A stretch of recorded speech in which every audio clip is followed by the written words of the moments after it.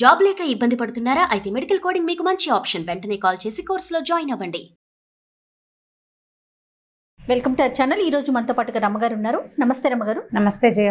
రమ్మగారు, సహజంగా మనమంతా కూడా మోటివేషనల్ టాక్స్ కావచ్చు, లేకపోతే ఆధ్యాత్మిక అంశాలు కావచ్చు, ఇలాంటివి చాలామంది చాలా వింటూ ఉంటాం మనం. చాలామంది చెప్పేవి, అందులో యాక్సెస్ కూడా బాగా ఎక్కువైపోయింది. ఇప్పుడు చేతిలో ఫోన్ ఉంటే చాలు మనకి ఎవరు ఏం చెప్పినా కూడా వినే అవకాశం ఉంటుంది. కానీ ఇవన్నీ మనకి లోపలికి వెళ్తాయి అంటారా? అందరూ ఆచరించగలమా? అసలు ఆచరిస్తారా అని అనిపిస్తూ ఉంటుంది నాకు. అంటే ఒక్కొక్కరు ఒక్కొక్క రకంగా, ఎవరి వర్షన్ వాళ్ళకు ఉంటుంది కదా. పాయింట్ ఆచరించగలమంటే ఏదో నీతి వాక్యాలు, ఓ నీతి వాక్యం జీవితానికి ఒకదాన్ని పాటిస్తాం, 2 ట్రై చేస్తాం, 3 విని వదిలేస్తాం. అన్నీ నీతి వాక్యాలే విని, అన్నీ మంచి మాటలే విని అన్నిటినీ ఆచరించాలంటే జనాలు ఎక్కడ చేస్తారు? దాన్ని చెయ్యలేకపోతారు. అందరివి ఈయన ఒకటి చెప్తారు, ఆయన ఇంకొకటి చెప్తారు. నేను అంటే ఈ పేర్లు చెప్పటం లేదు కానీ జనరల్గా చెప్తాను. చాలా కొన్ని ప్రవచనాలు వింటుంటాం కదా. భర్త గారు జపం చేసుకుని వచ్చేసరికల్లా దేవుడి దగ్గర అన్నీ అమర్చేసేయాలి, ఇంకేదో చేసేసేయాలి, పూజకి ఏర్పాటు చేసేయాలి. ఆయనకి ఆఫీస్ ఉంటుంది 9కో 10కో, ఈయన 6కో 7కో కూర్చుంటాడు. 6 గంటలకి భర్త గారు పూజ దగ్గర కూర్చునేసరికి స్త్రీ అన్నీ అమర్చి పెట్టేసేయాలి.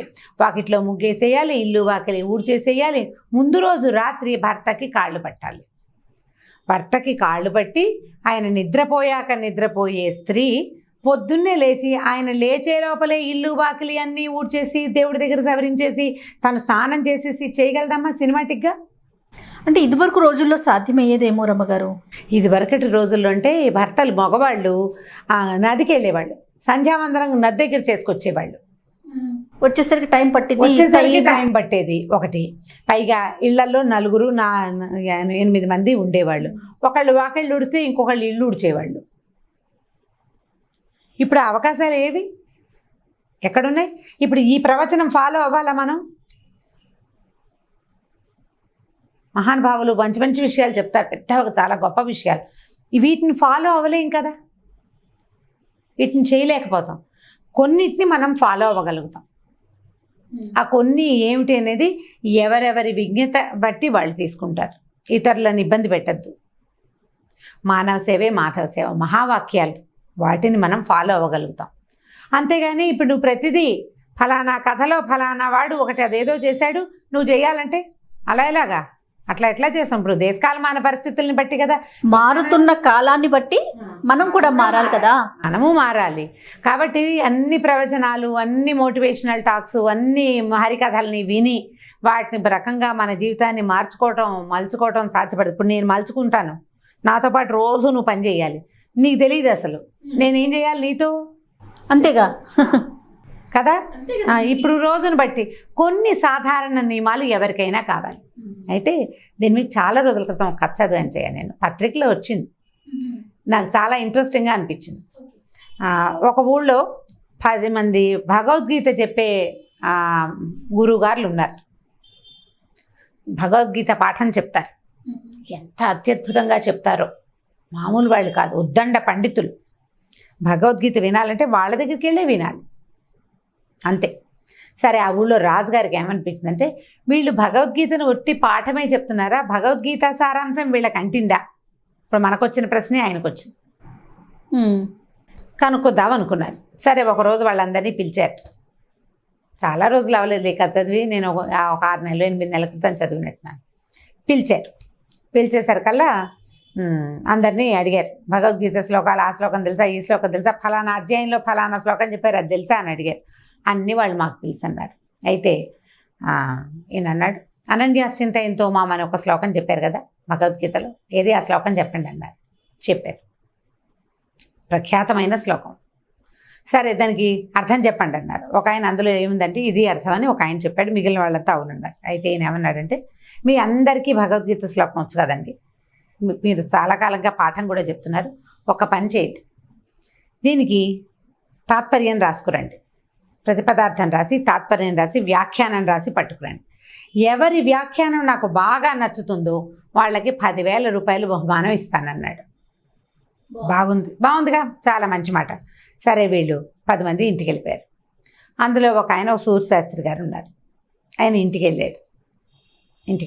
ఇంటికి వెళ్ళాక ఏమే రాజుగారు ఇట్లాంటిది ఇది ఒక కాంటెస్ట్ లాంటిది పెట్టారు, టెస్టే కదా ఇది, 10 మందిని పాల్గొనండి, అందులో మీకు ఒకడికి బహుమతి ఇస్తాను అంటే మీ ప్రజ్ఞాపాఠ వాళ్ళకి టెస్ట్.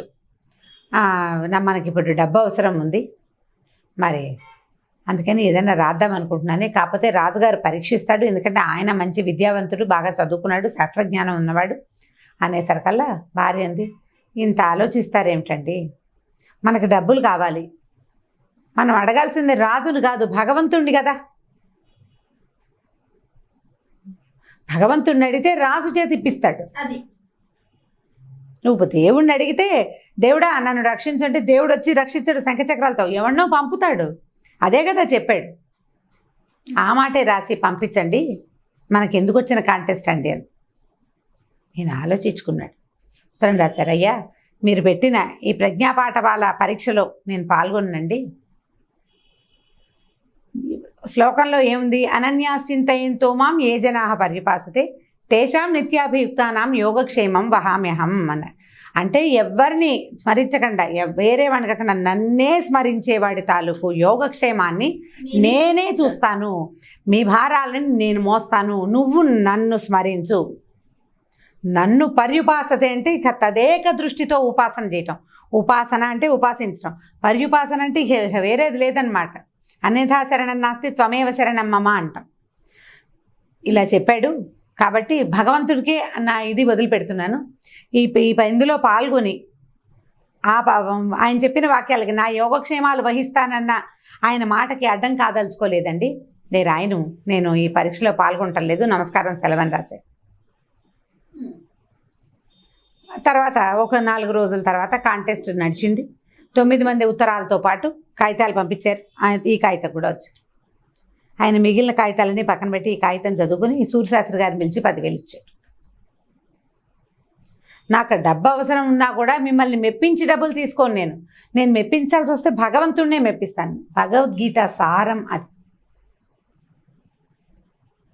నువ్వు ముగ్గేసావా, ఇదేదో చేసావా, అదేదో చేసావా, చాలా శ్రద్ధగా చేసావా, 100,000 పువ్వులు తెచ్చావా తేలేదా, 1,00,000 కుంకుమార్చన, 1,00,000 పత్రి పూజ, 1,00,000 పుష్పార్చన, 10,000 పెట్టి పువ్వులు తెచ్చి అలంకరించావా కాదు. నువ్వు ఎంత శ్రద్ధతో ఎంత భక్తితో భగవద్వాక్యాన్ని స్మరించావు, మహావాక్య స్మరణ నువ్వు ఎంత బాగా చేశావు అనేదే ముఖ్యమైన సంగతి. అంటే నీకు గీతాసారం వంట పట్టింది. నాకు 10,000 కావాలంటే నేను ఇదేదో పనిచేసి నేను చెయ్యను.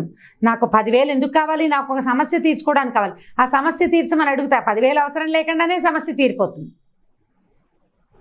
కాలు మీద చేతి మీద దెబ్బ తగిలింది, దీని మందు కోసం నువ్వు ఎక్కడికో తిరుగుతావు, వాళ్ళంత ప్రయత్నం చేస్తావు, ఎవరో వైద్యుల దగ్గర ఏదో ప్రయత్నం చేస్తావు. ముందు భగవత్ ప్రార్థన చెయ్యి.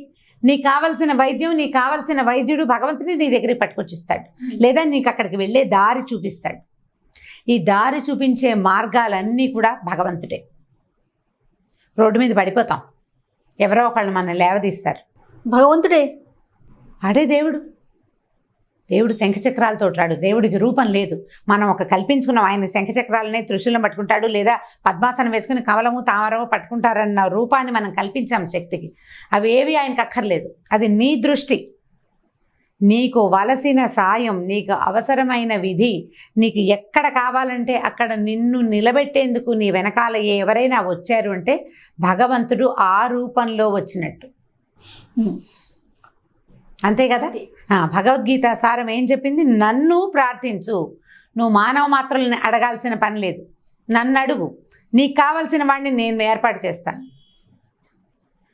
విషయం చెప్పు, ఎవరికైనా చెప్తే వాడిని ప్రార్థించక్కర్లా. నువ్వు ప్రార్థించుపోని, ప్రధానంగా ప్రార్థించవలసింది భగవంతుణ్ణి. నీ లోపలి ప్రార్థన ఎంత బలమైనదైతే అంత సరిగ్గా నీకు కావాల్సింది దొరుకుతుంది. అంతే చెప్పబడింది. ఈ భగవద్గీత సారాన్ని తెలుసుకున్న సూర్యశాస్త్రి గారిని ఆ ఊరి రాజగురువుగా నియమించబడ్డారు ఆయన. కథ ఎంత చక్కటి కథ చూడండి, ఎంత బాగుందండి.